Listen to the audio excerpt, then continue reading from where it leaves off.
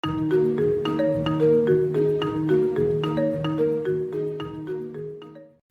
lanjutkan belajar tentang dasar pemrograman menggunakan C# pada video yang ketiga. Kita akan baca tentang statement, ekspresi, dan komentar.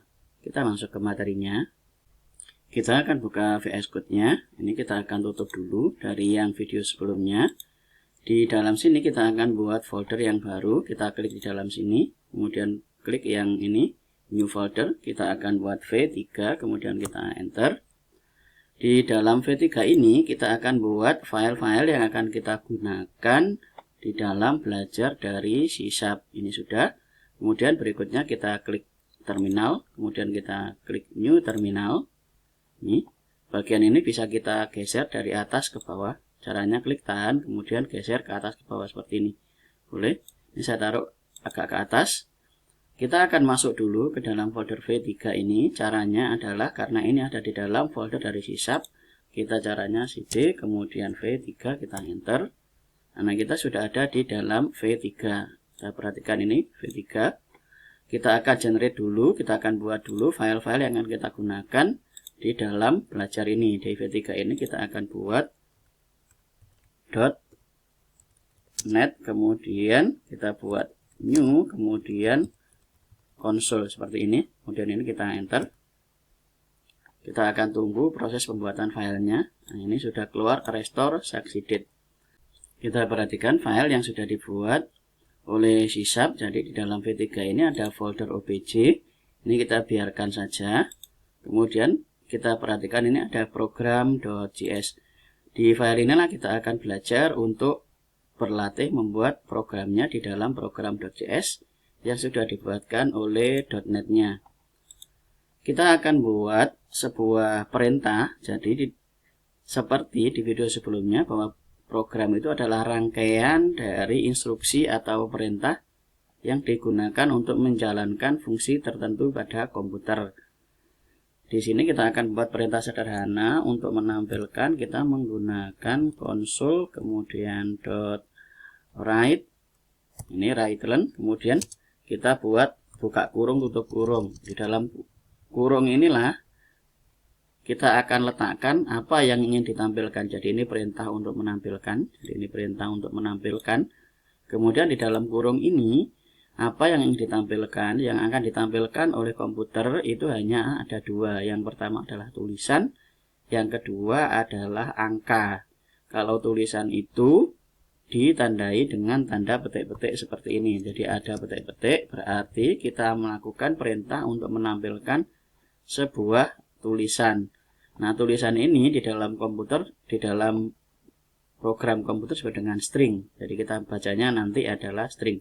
Contoh, belajar, kemudian C# seperti ini. Di belakangnya ini karena dia satu perintah, kita akhiri dengan tanda titik koma.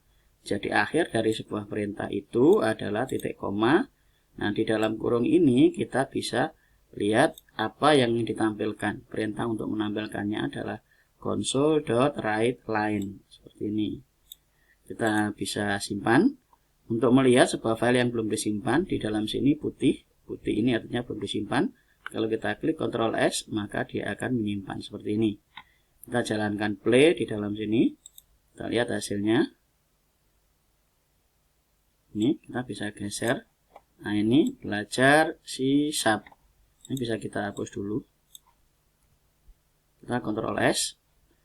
Kita lihat di dalam sini belajar C# ini menampilkan sebuah string atau tulisan. Berikutnya kita akan buat yang baru lagi, console.writeLine. Jadi kita writeLine seperti ini, buka kurung.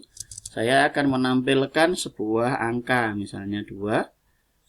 Akhir perintah kita kasih dengan titik koma, kemudian kita Ctrl S.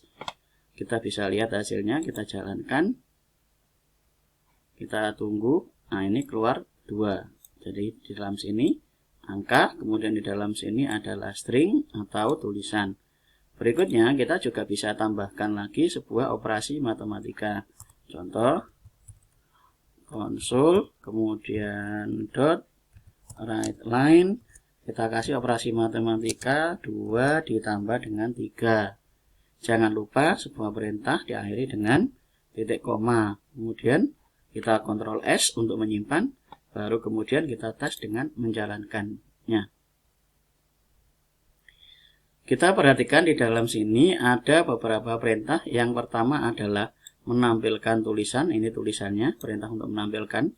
Jadi ini semua tiga-tiganya perintah untuk menampilkan.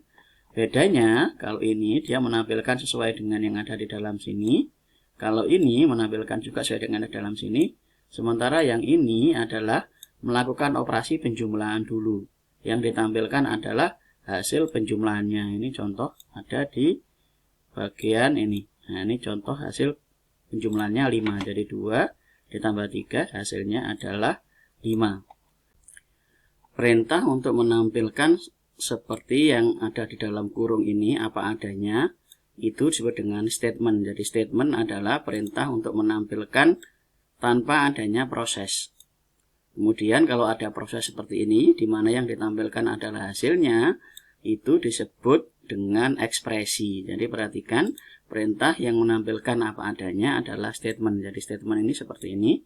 Contoh kalau ini saya kasih tanda petik 2 seperti ini di awal dan di akhirnya. Nah, ini dia berubah, kita Ctrl S. Berarti dia akan berubah dari ekspresi ke statement. Jadi perintahnya dibagi 2. Kita akan lihat hasil. Saya akan coba clear dulu CLS supaya kelihatan. Kita lihat 2 ditambah 3 ini. Nah, ini hasilnya tetap 2 ditambah 3 karena saya kasih tanda petik-petik.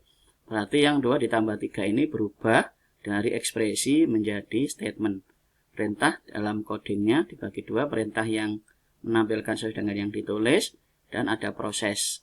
Yang ada proses disebut dengan ekspresi, yang tidak ada proses disebut dengan statement. Jadi seperti yang ditulis di dalam kurung saja. Tapi kalau saya petik-petiknya saya hilangkan, ini disebut dengan ekspresi. Jadi kalau kita jalankan, maka dia yang jalan adalah 2 ditambah 3. Berikutnya kita akan belajar tentang komentar. Komentar ini diawali dengan tanda garis miring 2 kali. Contoh saya akan buat belajar C# seperti ini. Ctrl S. Yang diawali tanda garis miring 2 kali ini komentar tidak akan dijalankan oleh program. Jadi kita Ctrl S, kita tekan tombol play. Maka yang ada tanda ini tidak akan dijalankan oleh program. Atau saya akan matikan yang ini. Jadi yang baris kedua ini saya akan blok, kemudian Ctrl garis miring. Nah, ini Ctrl S. Yang akan dijalankan hanya 2 saja. Ini coba saya akan jalankan. Kita lihat bawahnya. Ini. Nah, ini belajar C# dan 5. Yang duanya ini tidak ditampilkan seperti yang ada perintah di atas ini. Belajar C# 2 dan 5. Ini kita matikan dengan memberikan garis miring 2 kali. Ini disebut dengan kita menjadikan perintah ini sebagai komentar. Jadi dimana kalau dia sebagai komentar, maka baris ini tidak akan dijalankan oleh program. Jadi yang dijalankan hanya yang 2 ini saja. Nah, itu materi tentang statement, kemudian ekspresi, dan komentar. Jangan lupa kita akan lihat tugas untuk materi kali ini adalah tugas video 3. Yang pertama, apa yang dimaksud dengan statement. Kemudian yang kedua, apa yang dimaksud dengan ekspresi. Kemudian apa fungsi komentar di dalam program untuk yang nomor 3.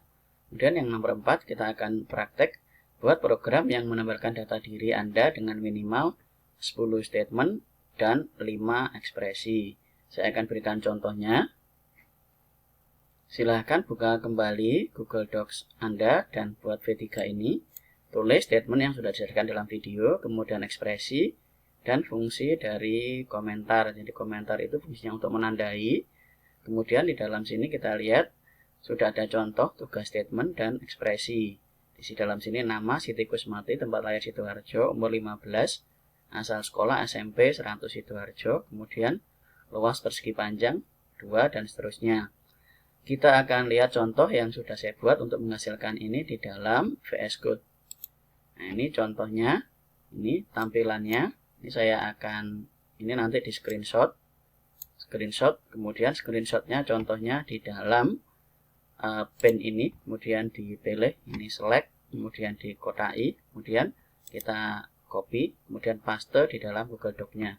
Nah, ini di dalam VS Code-nya seperti ini. Saya akan contohkan. Ini write line ini setelah menampilkan dia akan pindah baris. Kalau write itu dia hanya menampilkan saja, tidak melakukan penggantian baris. Ini nama, kemudian ini. Perhatikan yang untuk nama ini tanpa ln, tanpa line, kemudian ini ada line Siti Kusmati, berarti setelah nulis Siti Kusmati dia akan pindah ke baris di bawahnya. Tempat lahir ini tetap dalam satu baris, jadi ini kursornya ini yang ketip-ketip ini tetap di dalam baris, baru kemudian dia nulis Sidoarjo. Nah, ini kemudian setelah Sidoarjo dia melakukan pergantian baris karena dia ada berpindah line atau baris ke bawah, umur 15 dan seterusnya. Nah, ini contoh yang untuk ekspresi. Jadi dalam kurung ini saya tambahkan 2 ditambah 4 karena panjangnya 2, lebarnya 4 kali 2. Jadi 2 ditambah 4 kali 2 ini harus dikasih kurung dulu. Kalau ini tanpa ada kurung, maka dia hasilnya tidak akan sama. Karena 4 kali 2 baru tambah dengan 2. Kita lihat kalau kita play, hasilnya adalah, nah ini kita akan lihat hasilnya adalah 10. Kita akan coba CLS. Kita jalankan lagi supaya jelas. Nah, ini 2 plus 4 kali 2. Jadi yang di 4 kali 2 kemudian baru tambahkan dengan 2. Hasilnya adalah 10. Beda dengan kalau yang ini. Ini kita kasih kurung. Berarti 2 ditambah 4 dulu baru dikalikan dengan 2. Kalau kita jalankan hasilnya adalah, nah ini 12. Kenapa?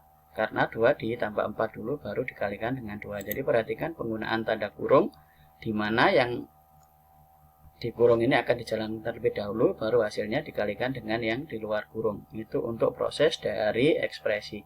Silakan buat contoh yang seperti ini sebanyak 10 statement seperti yang dijelaskan di dalam tugas itu. Kemudian setelah ini dikerjakan, jangan lupa untuk upload ke GitHub folder latihannya ini. Upload ke GitHub. Caranya adalah buka dari GitHub Anda, GitHub kalian, buka kemudian di repositories ini, kemudian tambahkan dengan new repositories, kita buat C# seperti ini. Kemudian ini create a repository. Nah, kemudian nanti diupload ke dalam GitHub ini. Jadi dalam GitHub ini nanti akan ada folder V2. Ini diupload semua dan V3 ini juga diupload supaya nanti kalau komputer kalian rusak atau apa, kalian masih punya file-filenya untuk melihat hasil belajar kalian dan linknya dikirim ke guru kalian supaya guru kalian tahu bahwa kalian sudah mengupload tugas ke dalam GitHub-nya ini dan bisa mengoreksi Google Docs-nya untuk memberikan nilai pada kalian. Dan yang di GitHub ini akan menjadi portofolio atau contoh aplikasi yang sudah pernah Anda buat ketika nanti Anda bekerja. Itu saja materi untuk bagian kali ini. Silakan dipelajari. Terima kasih. Kita lanjut ke video berikutnya.